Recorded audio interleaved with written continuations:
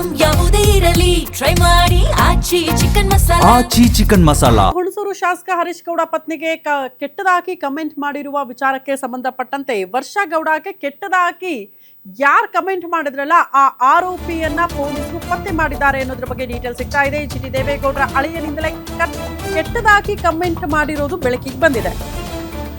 ಮೊದಲ ಅಳಿಯ ವಿಶ್ವೇಶ್ವರಯ್ಯ ಮುದ್ದಯ್ಯರಿಂದಲೇ ಕಮೆಂಟ್ ಮಾಡಲಾಗಿದೆ ಅನ್ನೋದ್ರ ಬಗ್ಗೆ ಡೀಟೇಲ್ ಸಿಗ್ತಾ ಇದೆ.